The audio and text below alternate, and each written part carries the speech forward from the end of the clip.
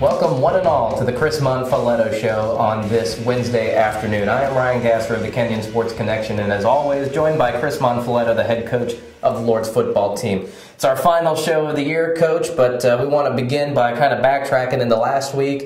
You hosted the College of Wooster on Senior Day, fell in a 24-14 decision. If you take out that pick six in the fourth quarter, though, it's only a 3-point game. Did you see it as even-keeled, as just looking at that simple part of the box score? Yeah, I mean, we put ourselves in a position to be competitive in that game, and the pick six certainly kills you, but so does the other 3 interceptions in the second half. And, you know, they got a fake punt on us, which led to points, and, you know, they got 3 points at the end of the half when we dropped an interception, too. So a couple missed opportunities, which was unfortunate, but a lot to build on. If there was any one turning point or a big impactful moment that swung it either one way or the other, what would you say that was? I think the fake punt was, you know, that was as bad as it gets. I mean, we should have, you know, we should have had him pinned. We stopped a pretty prolific offense from performing, and that was an extra 30 yards of rushing and ultimately a first down that led to 7 points. So, you know, that was tough.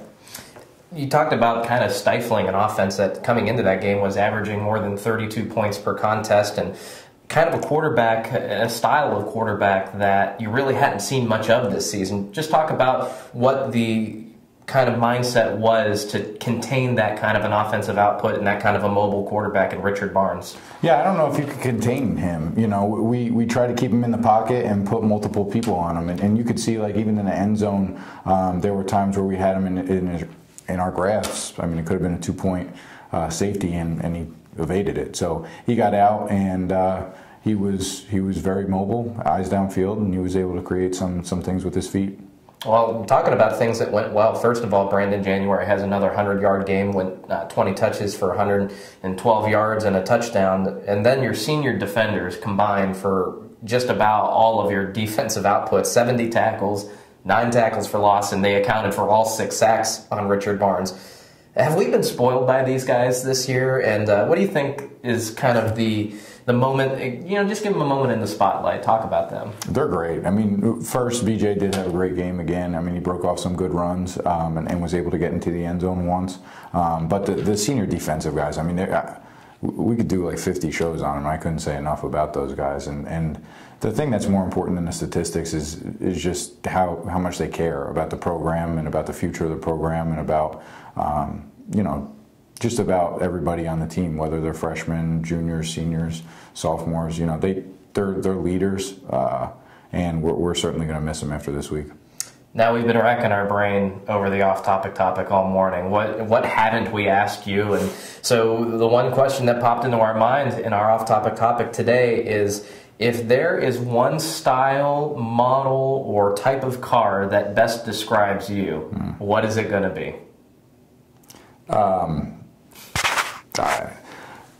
I don't know. I would say probably a 96 Buick Park Avenue.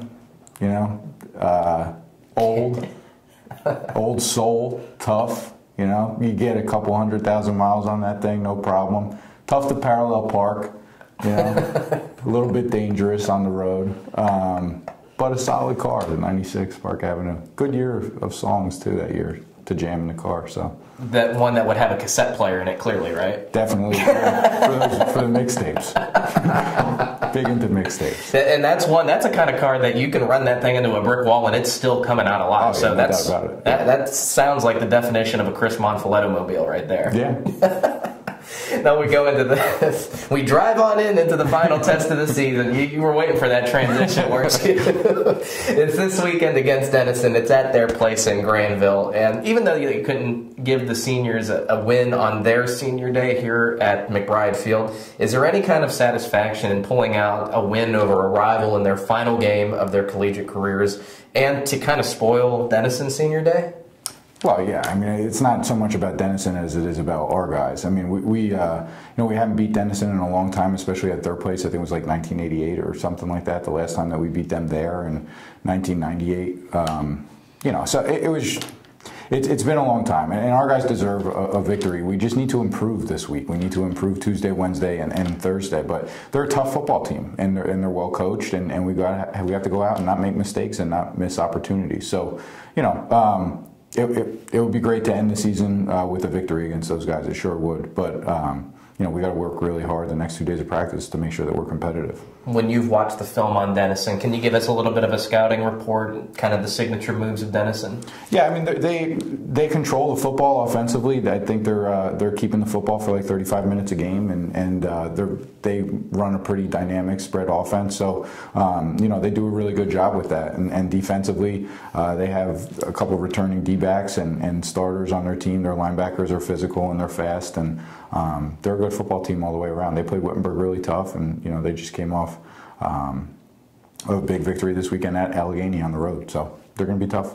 And on our side of the football, what needs to be done to ensure the best chance of success? We need to convert for third downs. I mean, we were 1 for 13 on third downs on Saturday, and it's just not good enough. So we need to catch the ball. We need to go through our read progressions, and we need to improve from last Saturday. And that's what last Saturday provided an unbelievable opportunity for growth for our guys, and we have to make sure that we take advantage of that. It's the final game of the season. It's against an arch rival that, as you mentioned, we haven't had that much success over the last decade or so. But talk about, for these seniors, for this program, what a rivalry game against Denison really means in the grand scheme of things for Kenyon football.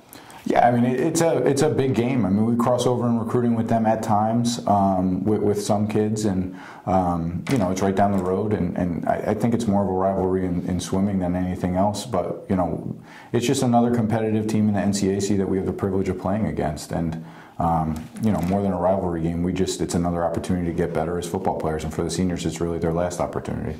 Well, hopefully the seniors will pull down the W. That game is on Saturday at 1 p.m. in Granville, Ohio, down at Deeds Piper Stadium. It is just a hop and a skip down the road, about 45-minute drive. So if you don't have plans this weekend, get on down to Deeds Piper Stadium to cheer on the Lords again. That game will begin at 1 p.m. Live coverage will be provided by Denison Sports Information and will be available on athletics.kenyon.edu if you can't make the trip. Coach, thanks for joining us all season long. It's been an absolute pleasure, and I know that you look forward to the off-topic topic. And if you ever get bored, just stop down at the office, and we'll talk off-topic topics all day long. So, but good luck this weekend against Denison. Thank you very much. And to everybody that came out to support us this year, I really appreciate it personally, and I know collectively as a team we really appreciate it. I know the baseball team, men's and women's basketball, the swimmers were there at times, and I know that there's other teams. The women's lacrosse was there, teams that I'm forgetting, and other just regular students that are around the school that came out on Saturday to support us. And